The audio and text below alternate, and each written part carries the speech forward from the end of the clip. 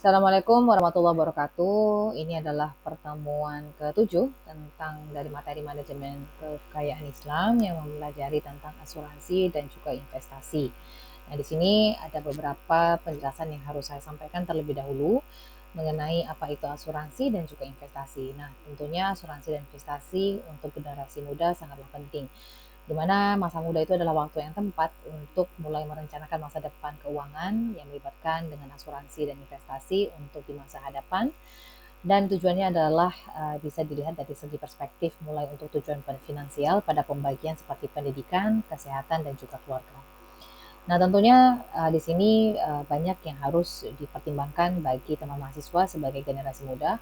Dimulai dari studi kasusnya asuransi pendidikan. Di sini bisa kita lihat asuransi pendidikan yang telah diterapkan dalam satu keluarga sama satu keluarga lagi yang lainnya yang tidak memiliki perencanaan tentang asuransi pendidikan. Nah, dengan asuransi pendidikan ya biasanya ayah dan ibu itu bisa merasa aman, bisa merasa tenang ya, karena ada biaya pengelolaan dana pendidikan di masa akan datang yang bisa dimanfaatkan untuk anak, sehingga sewaktu-waktu ketika anaknya membutuhkan dana yang lebih besar seperti biasanya persiapan masuk SMA ataupun kuliah, anak bisa fokus untuk belajar dan juga meraih mimpi tanpa ada beban finansial. Nah, tentunya ketika tidak adanya asuransi pendidikan, orang tua biasanya memiliki kesulitan dalam membiayai pendidikan anak, dan apabila terjadi hal-hal yang tidak terduga di masa akan datang, tentunya anak yang nanti akan terkena dampak beban dari segala masalah keuangan dan juga terganggu untuk konsentrasi belajarnya. Dalam hal ini kita bisa lihat kenapa banyak generasi muda pada akhirnya lebih menikmati untuk mendapatkan uang yang tujuan awalnya adalah mendapatkan uang untuk biaya sekolah, pada akhirnya karena kebablasan menikmati enaknya mendapatkan uang, akhirnya tidak lagi melanjutkan dengan pendidikan.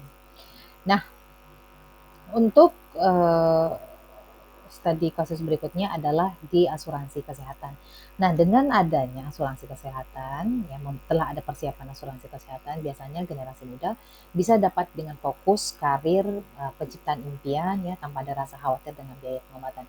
Nah, biasanya asuransi-asuransi kesehatan yang ditawarkan kalau pihak dari punya pemerintah memang bisa didaftarkan dengan usianya yang terbebas gitu ya, yang bisa didaftarkan kapan saja.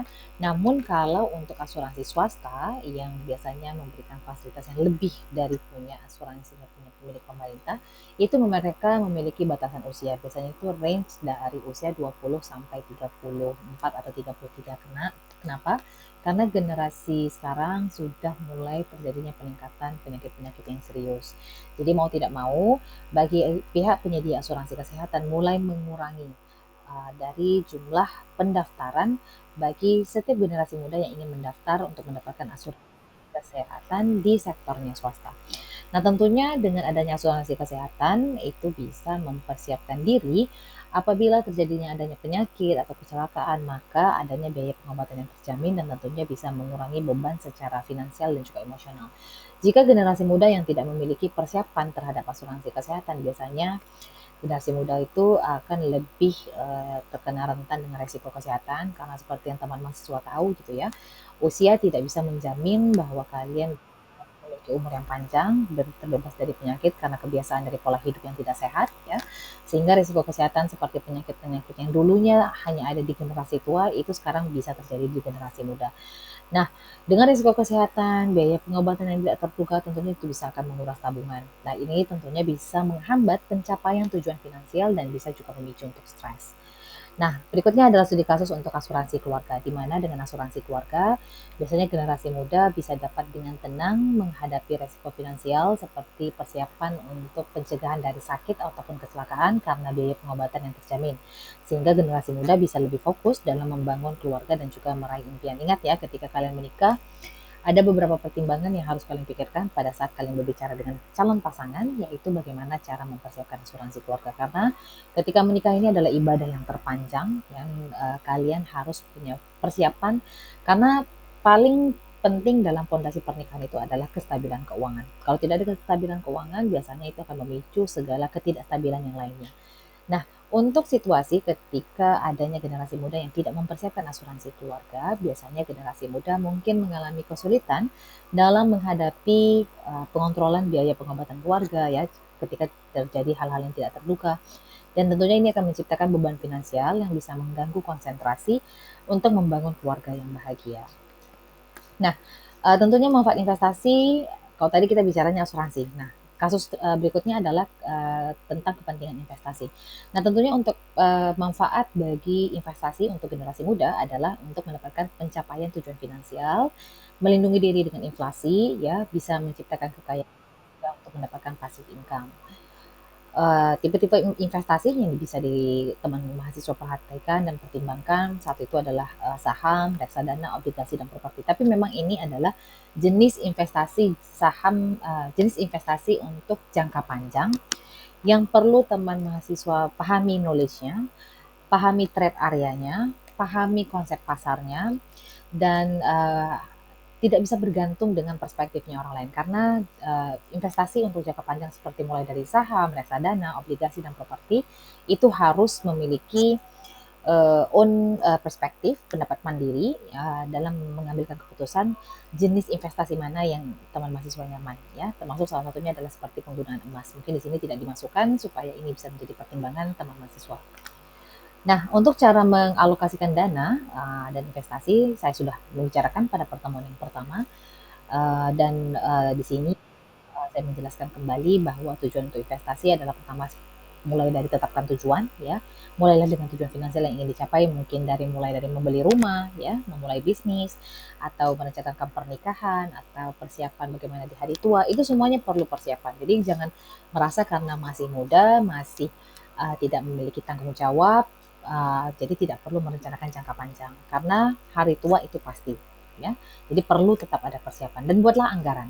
Ya, jadi ditentukan tuh berapa banyak dana yang perlu dialokasikan untuk investasi dengan mempertimbangkan kebutuhan dan pengeluaran. Seperti sudah saya jelaskan bagaimana pembagiannya 70-30, 50-50, 80-20. Itu tergantung kenyamanannya teman mahasiswa.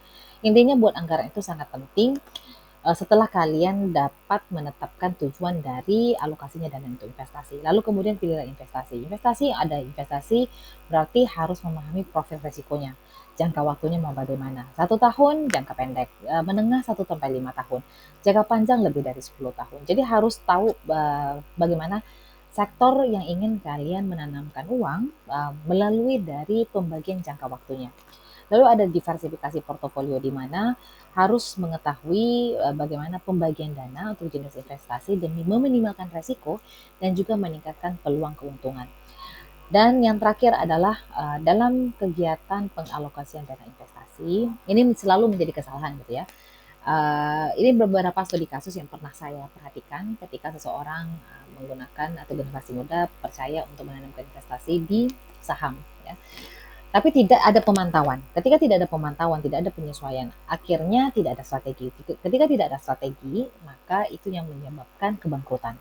Jadi teman mahasiswa ketika mengalokasikan dana untuk investasi, pastikan bahwa harus ada sifat pemantau, pengawasan, dan juga pengambilan keputusan untuk disesuaikan dengan kebutuhan strategi yang diperlukan ketika teman mahasiswa melakukan yang namanya investasi.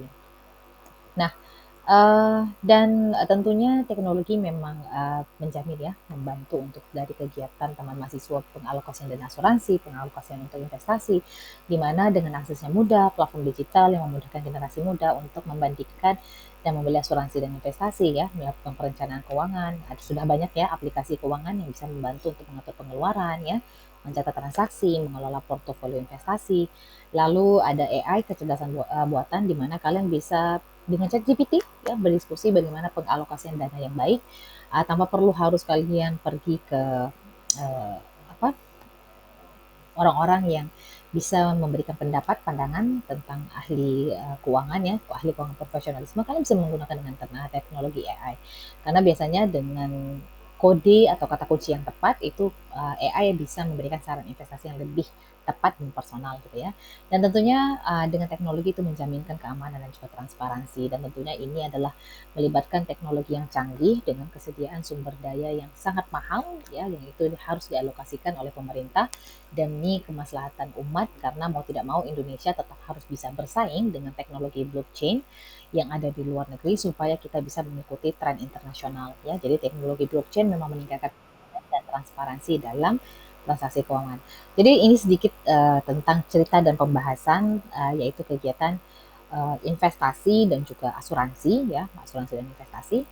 Silahkan nanti dilihat kembali soalan deskripsi ya, dan saya harap ini menjadi pertemuan yang membawa kebaikan untuk kita semua dan memberikan sedikit pencerahan dan juga pengetahuan bagaimana pentingnya peranan asuransi dan investasi bagi generasi muda. Oke, akhirul kalam, wabillahi taufiq wal hidayah. Wassalamualaikum warahmatullahi wabarakatuh.